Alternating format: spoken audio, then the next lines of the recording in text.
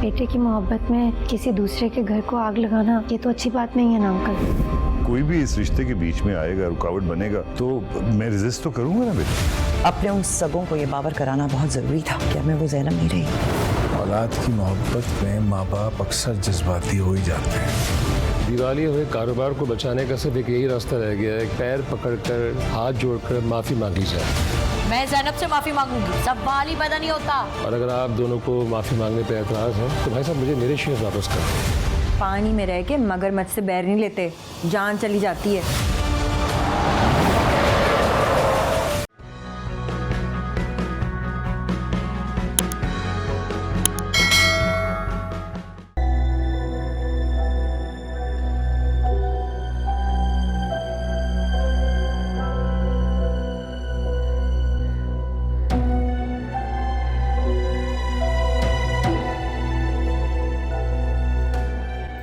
क्यों बुलाया मुझे यहाँ पे, जबकि आप अच्छी तरह जानते हैं कि मैं यहाँ एक सेकंड भी रुकना अपनी तौहीन समझती हूँ।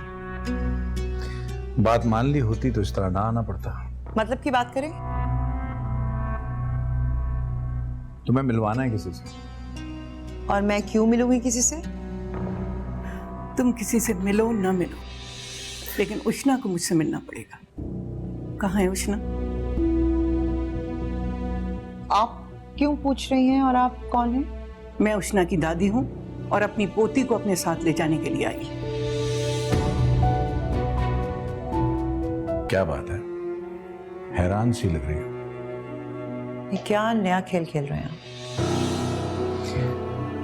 ये वही खेल है जैसे शुरू तुमने किया था। मैं तो सिर्फ खत्म करना चाहता हूँ।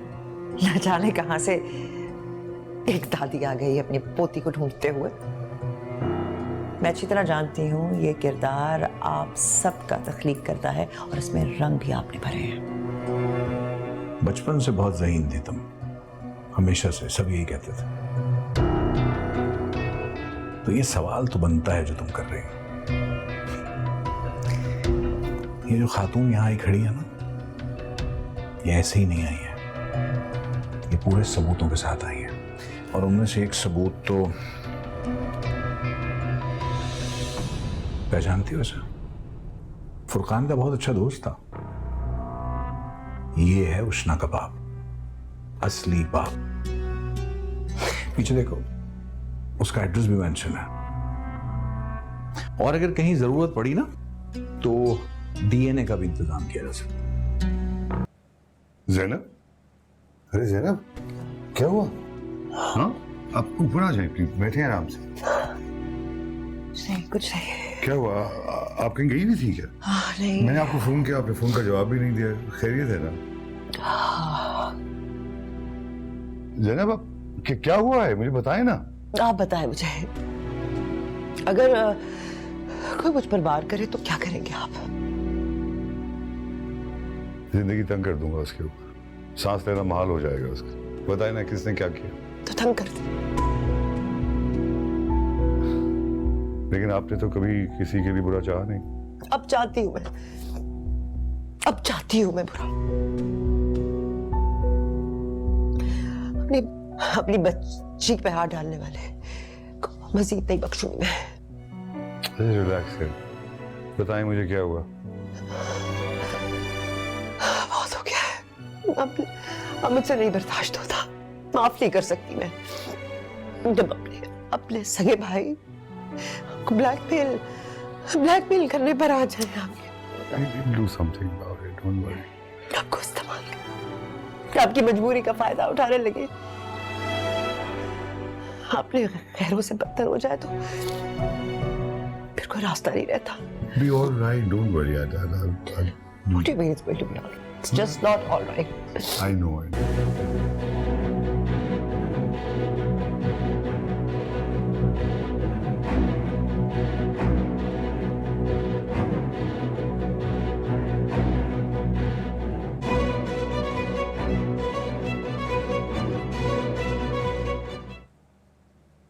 ये हेलो,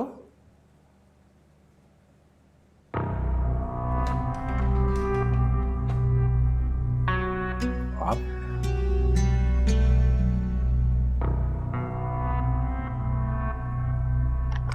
सर ने आपके ऑफिस और बिल्डिंग और सारी फैक्ट्रीज तमाम चीजें खरीद ली। इनसे कहो प्रेमिसेस वगैरह खाली करें सारी। ये आप क्या कर रहे हैं? आप ऐसा नहीं कर सकते। मैं सब कुछ कर सकता हूं। ये आपकी बर्बादी का परवाना है। आपको मना किया था मैंने कि उष्णा को, मेरी बीवी को धमकी ना दें, लेकिन लाखबाज नहीं आए। लेकिन हमने तो लेकिन तुम्हें बात समझ में नहीं आई। कोई बात नहीं, अब आ जाएगी।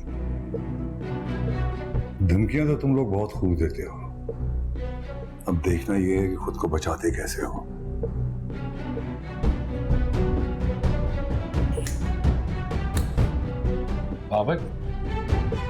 बाबा मेरी बात सुने, एक मिनट।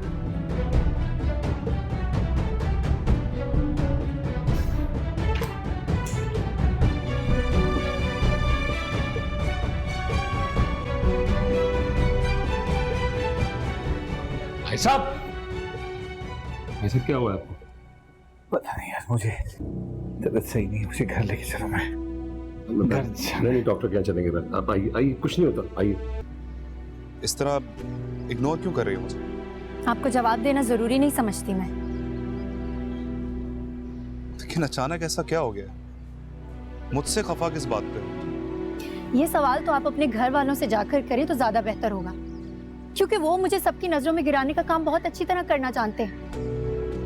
आपकी तीमारदारी करने के लिए मोमानी की कॉल पर आई थी मैं। उसी मंजर की तस्वीरें बनाकर शहरोज को भेज दी ताकि वो लोग मुझ पर और मेरी मम्मा की तरबियत पर सवाल उठा सके। What? लेकिन मुझे इस बारे में कुछ नहीं पता। लेकिन मैं अच्छी तरह समझ गई। मम्मा हमेशा ठीक ही कहती थी कि ना कदरों से तो दूर ही रहना चाहिए। I swear मुझे इस बारे में कुछ नहीं पता। लेकिन जिसने भी ये सब कुछ किया है ना, मैं उसे छोड़ूंगा नहीं। आपको जो करना है आप करें, लेकिन मैं शहरोज से निकाह करने का फैसला कर चुकी हूँ। तुम ऐसा नहीं कर सकती। Really? कौन रोकेगा मुझे?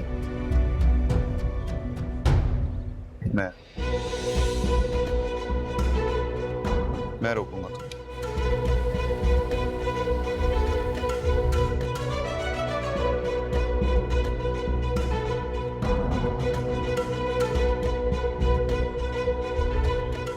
सुना, बात सुनो मेरी।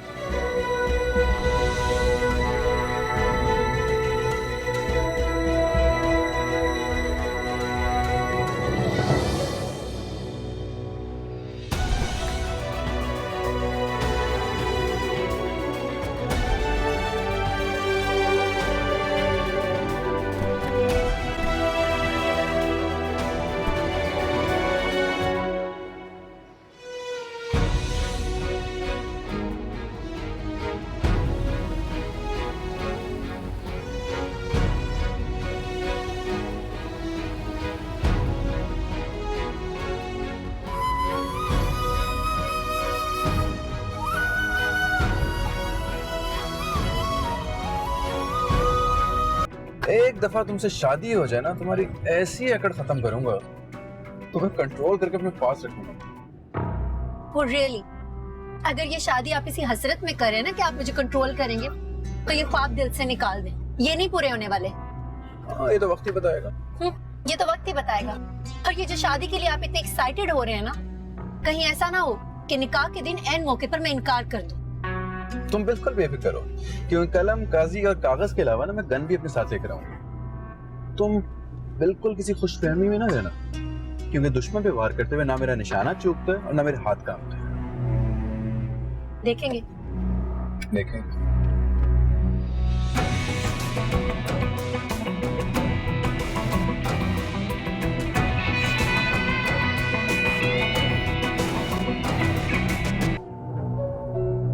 मेरी और उष्णा की तस्वीरें शहरोज को किसने भेजी?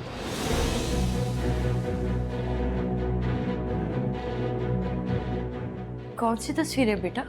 पहले आप उष्णा को खुद कॉल करके मेरी तबीयत पूछने के लिए बुलाती हैं, और दूसरी तरफ मेरी और उसकी तस्वीरें शहरोज को भेज के उसकी जिल्लत करवाती हैं। जो लड़की कल तक मेरी मोहब्बत पे यकीन करने वाली थी, आज मुझे फिर से छोड़ के चली गई। आखिर आप लोग चाहते क्या हैं? एक दफा खुल के बता देना मुझे। ये क्या कह रहे हो बेटा? मुझे तो कुछ समझ में नहीं आ रहा। लेकिन मुझे अब सारी बातें समझ में आ गई।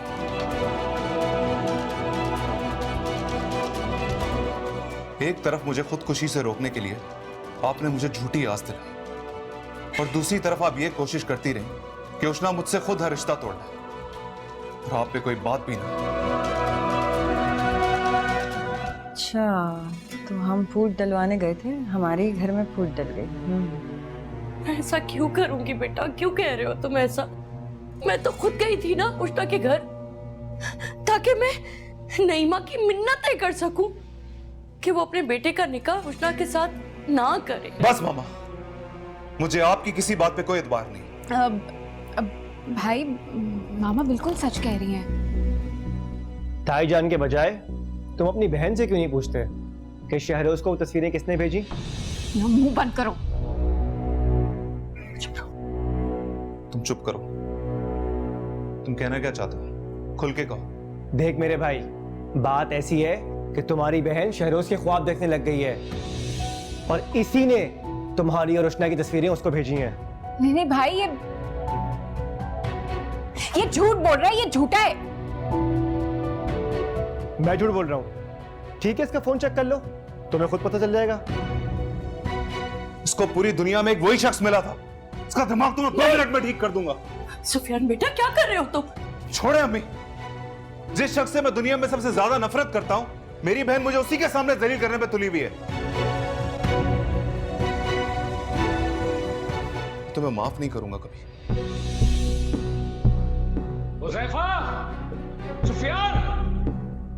भाई साहब, हुज़ैफा देखो। भाई साहब, कुछ भी करने से पहले आप लोगों को सोच लेना चाहिए था कि उष्णा पहले वाली मजबूर उष्णा नहीं रही है जो सब कुछ बर्दाश्त कर जाएगी। बस इतना मत रोए, वरना बाबा के बाद आपको कुछ हो गया तो हम क्या करेंगे? हम तो बर्बाद हो गए बेटा।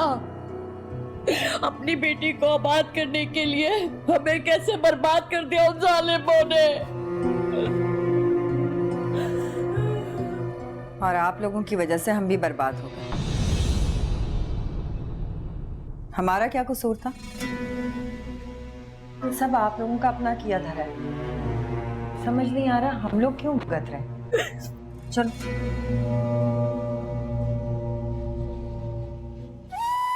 दे गई फिर ताना। आदत है, आदत से मजबूर। अल्लाह, अब ये गुस्से में कहाँ जा रहे हैं? सुफियान, रोको उसको। भाई सुने। अल्लाह, ये मेरी औलाद है। सुफियान, सर आप ऐसे अंदर नहीं जा सकते। तुम और तुम्हारा बाप आकर चाहते क्या हो? सर आप ऐसे अंदर नहीं जा सकते।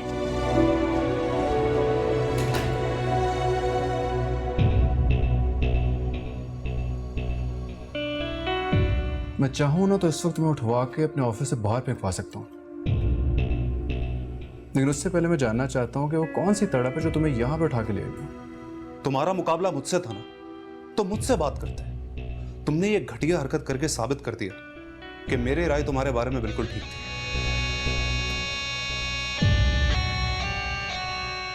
तुम्हारी राय जानने में ना मैं कल इंटरेस्टेड था, ना मैं आज इंटरेस्टेड हूं, लेकिन तुम्हारी बेचैनी की तह तक नहीं मैं पहुंच सक रहा। अरे खुल के बताओ ताकि मैं तुम्हारे मतलब का जवाब दे सकूं।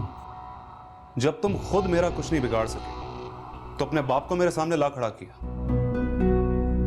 तुम दोनों ने क्या सोचा कि हमारा बिजनेस बर्बाद करके मुझे उष्णा को हासिल करने से रोक लोगे?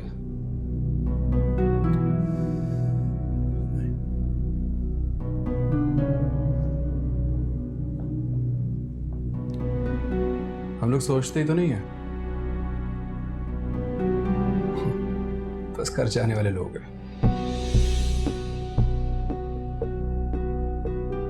तो फिर एक बात अपने बाप को अच्छी तरह समझा दो कि चाहे वो हमें तबाह बर्बाद ही क्यों ना करते, मैं पीछे नहीं हटूंगा। जो कदम पीछे नहीं हटते ना, उनको उखाड़ के फेंकना हमें अच्छी तरह से आता है। अस्सलाम वालेकुम, मुझे कहती हैं जी हेरा मानी। सब्सक्राइब करें यूट्यूब चैनल अगर आप ARY के ड्रामे देखना चाहते हैं और अपना बहुत ख्याल रखिएगा। Thank you.